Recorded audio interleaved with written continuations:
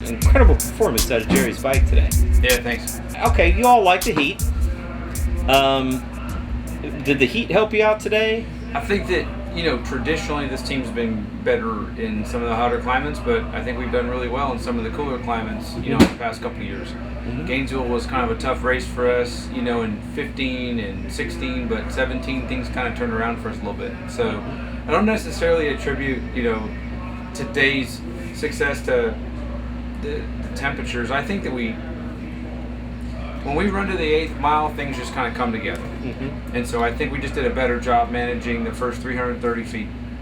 So, you guys were strong all weekend, and do you think maybe it wasn't so much as you guys running exceptionally well today as it was the rest of the field fell off, or your competition? I really don't think that in qualifying, I don't think we set the world on fire, and the numbers showed that.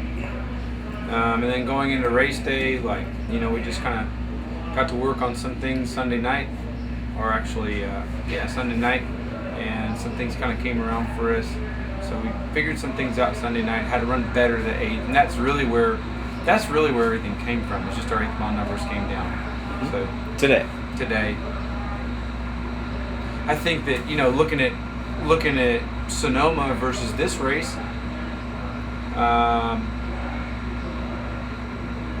Our competitors should have been running a little better in the back than we were. And they should have been running a little bit better in the 8th. I think that's where we had the leg up. Mm-hmm. Can you talk about anything you might have done differently today as opposed to yesterday, or did the track come to you today? And there's not one thing. There's 10 different little things that kind of make up a package. And so when we work on things... Let's get a couple of those 10. What do you got? What'd you do? Well, so there's this place, Indy's always got a great racetrack. It's a great venue. Mm-hmm. And so we just got a little more aggressive early. That was a big deal because Jerry went from going 106s to 104s, mm-hmm. 105s to 104s, and so that was kind of a big help. And then managing the first, that was the biggest thing, a 60-foot. That was our biggest spot in the game. And usually when the 60-foot comes around, we can get a little bit more mile an hour in first gear. The 330 comes down and the 8th mile comes down. Karen's bike was making a little move off the starting line this weekend, and I've seen that from her before, where the bike kind of leaves unsettled. Is there something specific going on there, or is it just I don't know? You tell me. I looked at some video footage from the run and didn't really get the shot that we wanted in order to really figure out what happened to her motorcycle in the second run of eliminations. Mm-hmm. The changes we made were identical to the changes we made at Jerry's. Mm-hmm. So we did compensate for some of the change in our environment and some of the changes to the racetrack. But her bike's been a little bit different. We're getting kind of used to her motorcycle, and we're learning a lot about it every day. And Karen's doing a really good job just being patient, and she's got a great attitude, and I'm very thankful for that. She's a great addition to our team, and her supporters are really patient, so we're thankful for that. Ever since probably the last run in Denver going into Sonoma, I think we've developed a little bit more consistency, and then new things kind of come up as we go along this road, but I wouldn't say we have a handle on anything. I think that we're learning more and more at every race, and hopefully everything we learn kind of helps to build this consistent, competitive motorcycle for Karen to ride. Did the thing that happened today seem similar to what happened yesterday in qualifying? No. She had one basically shut off pass where the bike... No, that was something totally different, and it wasn't tune-up related at all. Okay. That was something really different. That wasn't tune-up related at all, and that's really it. Okay. Jerry takes 3 races off, comes back out for a race or two, wins the U.S. Nationals, goes all the way to 5th in the county. Well, you know, we can say it in a really cavalier way, like you did. But at the same time, there's a lot of runs he's made on this motorcycle. Yeah, oh yeah. And you know, people, I got a few folks that had commented on, like, where's the turnaround? You know, what happened with your team? And when you take people that have been on one motorcycle for this many years and we've been able to work together for this long, there's a lot of predictability around what we're doing. So that's a big part of Jerry being able to just get back on the motorcycle and pick up where he left off. Yeah. So, like, I have a lot of gratitude for him being able to just come in and create this kind of success. Sure. I'm very grateful for that. He's a very competitive. He's a really competitive guy, and he's a humble man. And so either way, we're grateful for what we get. Let's touch a little bit on the Suzuki subject at hand. Yesterday, the big talk, probably before that too, but I just got here yesterday, was 4-valve heads and Mitch Brown's, and I talked to Byron today, and he assumes it's a done deal that 4-valve heads are going to be running next year, and he said they don't have one ready now, but they will. Do you think today, you guys blowing it out of the water the way you did? Well, I'd say blowing it out of the water, but basically leading all day and, you know, being the quickest bike all day and winning the race. Do you think that affects that at all? Have you screwed the so pooch? At all. Like, I don't think so at all. I think that, you know, if you want to compare apples to apples, you know, the V-twins were ahead of us by 200ths in the back half. We just did a better job than I think our competitors here. If you look at the weather in Sonoma and you look at the weather here and kind of compare the numbers, I think you'll see that, like, the V-twins were a little bit more challenged here than we were. We just did a little better job getting to the 8th mile, I think.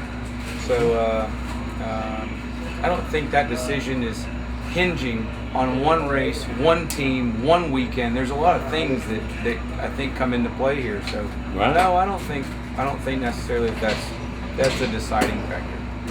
All right. At the end of the day, we come here and we do the best with what we have every weekend. Gotcha. And the results are what they are. Yeah. And so if somebody wants to make a decision based on our performance, then that's the decision that needs to be made. But we're here to put our cards on the table. Very good. What else does Tim Kulungian want to talk about? I think we covered it. All right. Congratulations. Big thanks to Mr. Racel. Like, Tim Miranda does a great job with us. Anything special today? I remember there was the one you all had a special oil for the final a couple of years ago. I wasn't allowed to talk about it. Everything Tim makes is special. He gives us a huge edge. We appreciate Tim. He does a great job for us. Was that? What race was that when we had a special oil for the final? I wasn't allowed to talk about it. How long ago was that? That was in Indy. That was here. Yeah. Last year. Oh yeah, an LE's bike. Very good. Yeah. Big thanks to Tim. He does a great job. Awesome. Thank you. Thank you, Tim. We'll just start off. What do you want to talk about? This is, I mean, you know. Well, I guess the most important thing I would say is never give up. Yeah. You know, because at the beginning of the year, we were really down on power, and Vincent Hines went to work. Eddie, Mr. Byron, Blake, and everybody knows we had some crankshaft issues. It's not a secret. Right. And in the last couple of races, we think they've put it together. Compared to the very first set of cranks that they made, it's pretty good. So I think that was the biggest factor. You know, you hear them out there, oh, you're sandbagging this and that. Bullshit. And I'll say like Tim said, we come out here every weekend and we give it what we got. We don't come out here to sandbag and not race. We come out here to win. Right. So in that aspect, that boy works really hard. and never give up, man. He always said that if a lot of people out here would worry about their own programs as much as they worry about everybody else's, they'd be better off. I would agree to that. So we just stay in our own little hut and go racing. So there has been a crank upgrade since, say, Atlanta. Yeah, they've really turned things around. It looks like everything's going to be good. So, but we still down. I mean, early on numbers when them guys were running good this weekend, they were 2 better in the back. Right. And today was our day. The conditions changed. It got hot. Tim does a great job. Yep. They slowed down. We picked up. And the outcome was in our favor. So any given weekend, I think anybody can put it together. I wish the Suzuki's could get a little something, whether it be 4-valve or whatever. And I don't know if that's the key, but that way, this is not all we eat on race day. You know, you can be as fat as the competition. Look, here's the bottom line. I would love to pick up 2 numbers in the back. Yeah. And have 15 pounds put on me. Yeah. Ain't nothing I would love more. Right. I hear you. I would gain about 5. Yeah. And I would put 10 on the bike. Yeah. And that's what I would do. Yeah. I can eat almost at a normal rate and get to about 155 to 158. And if I could do that, you know, my face would fill out better. Maybe my tooth wouldn't have fell out. Oh wow! Did you ever compensate for the lost weight of the tooth? Actually, there might be something to think about this weekend because we weren't running on the board, but I had lost some weight too. Right. I've been watching the weight really close. Right. So, if we could make the power and they would put some weight on us, that would be a dream. Right. And you got other riders around the world that want to come race here, but they can't make weight. Right. Right. So I think it'll be good. So you're probably the only person in the world who's lost a tooth on a piece of pizza. And it's, you know, Andrew and I were in the semis in Sonoma, and I was sitting right here. My wife was here, and she had a piece of vegetarian pizza from the night before. I said, you know what? I'm gonna eat a piece of that pizza. And it was vegetarian pizza. Holy shit! And they had a little peppercorn seed, a little black. Yeah. And it must have caught the very corner of my front tooth. Yeah. And when you bite down, if you focus, your bottom teeth hit the back of your front teeth. Yeah. And I went, and it snapped. And I said, I just broke my damn tooth. And they all looked at me like, no, you kidding. And I went just like that. Just like when you was a kid, you know, you wiggling. Right. So I held on to it. It was able to stay in until I got home, and 2 days later I had surgery. And they're telling me now, 4 months, and they're not sure if I'll have enough bone material. Right. They might have to go back, cut it, graft it, and put a Godiva bone in. Right. And wait 4 more months. Right. For it to heal, and then they'll try to put a post if I have enough bone. Yeah. Because your jawbone gets thin in the front and thicker in the back. Yeah. And then if they can, they'll put a post, and then it's 2 months after that before they can. It'll be after the winter before anything happens. I wasn't going to come to the race this weekend because of this. Yeah. I'm totally embarrassed. Yeah. But I come to realize, you know what? It is what it is. I can't change it. Right. So it's all good. We touched a little bit on the interview in the tower. You know, I mean, look, I've been working back and forth in the pits today and on the track. I haven't been in the tower. I haven't looked at any sheets. I don't know what your lights have been. Good. But yeah, I assume they've been good because you've been winning. But also you've been running so well on the track. Like, you must be hitting your shift points like just exactly right. Everything must be just perfect. Yeah, you know, everybody knows that a Suzuki, if you off 150 RPMs, you're in the toilet. So you know, you have to hit your shift points. I never brag or talk about how good I was on that day or how good my run was, anything. But yeah, it was pretty decent. We had one round where we ran Eddie. We had a 53. I think he had a 31 or something. Against Joey, I think I had a 13.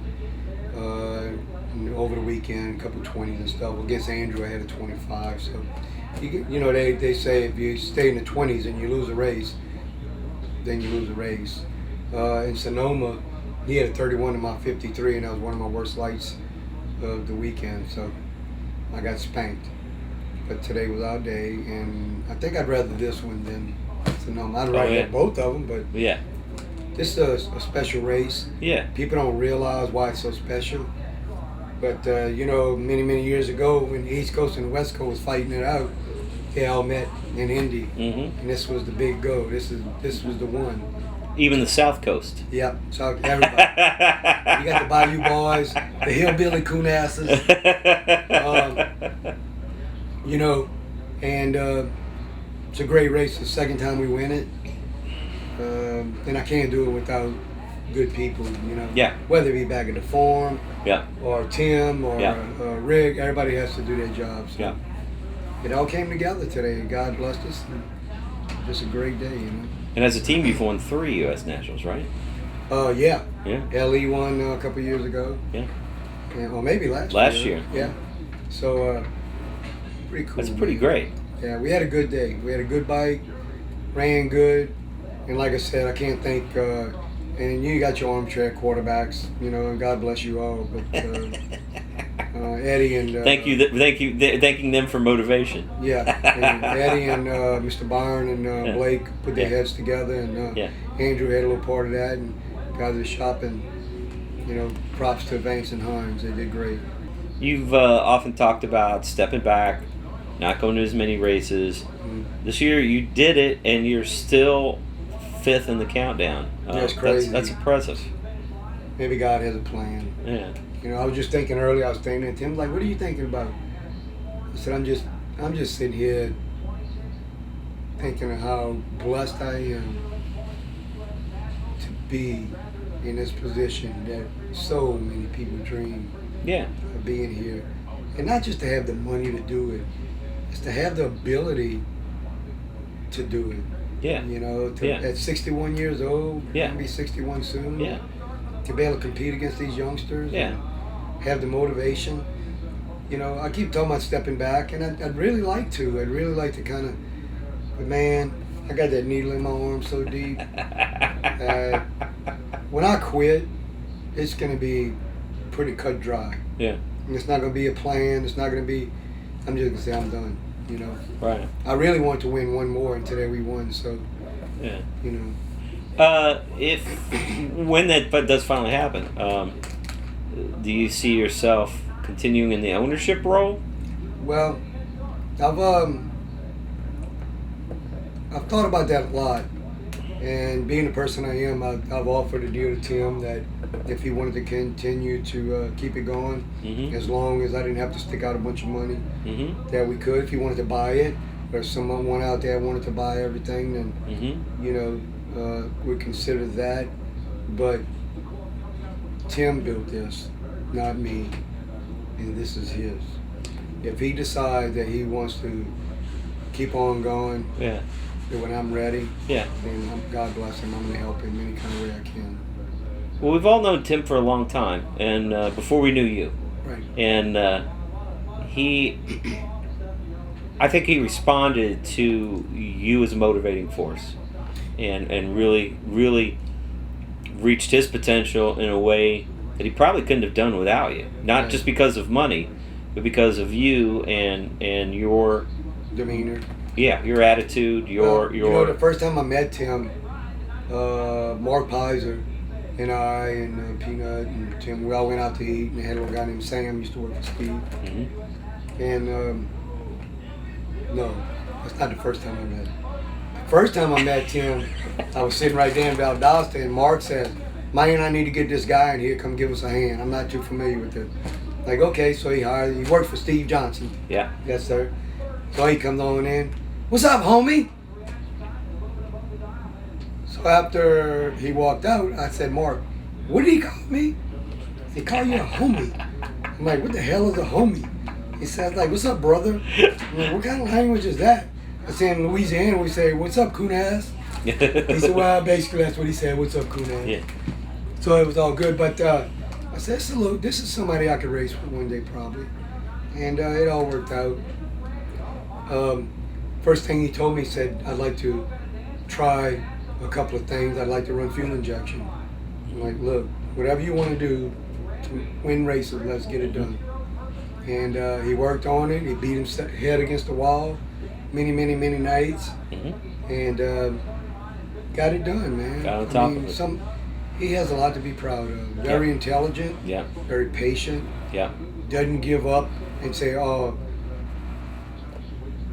the hell with it. We're not going to make the next race, or we're just going to go out." But he's always positive, and seems to find a way to win. And that's a good thing. Yeah. It's funny how when people call somebody a certain nickname all the time, like everybody the same nickname, like Homie, they get called Homie. Mm-hmm. Like, that became his nickname. His trademark. Yeah, that became his trademark. Anything else? Nah, I just like to thank my family, the people back at the farm who give me an opportunity to come out here, and Tim and Rick and GT's out here with us. My brother Corey. And Freddie. And Vance and Hine, Mr. Race Oil. Eat My Ink. Thank you. On race day, you try not to eat much or nothing, and we were bumping the weight. And we usually run 5.0 6:05, and come up third round at 600, 595 without the helmet. I'm like, it don't make no sense. But when you don't drink and don't eat and whatnot, to try to stay as light as you can and run with these guys. Tough deal, so here's my supper. Win the U.S. Nationals and get yourself a 25-cent bag of Cheetos. I would love to go eat at Rick's Boatyard with Tim and Rick, but man, I got a 14-hour ride. I'm gonna head on up the road about 4 or 5 hours and then get a good night's sleep and get up in the morning. From here, you go through Memphis? I go to Cracker Barrel. I want to get a sponsor, but that's all. When I'm on the road, that's all I eat, Cracker Barrel. Cracker Barrel's good. If you don't like Cracker Barrel and you ride with me, you're in trouble.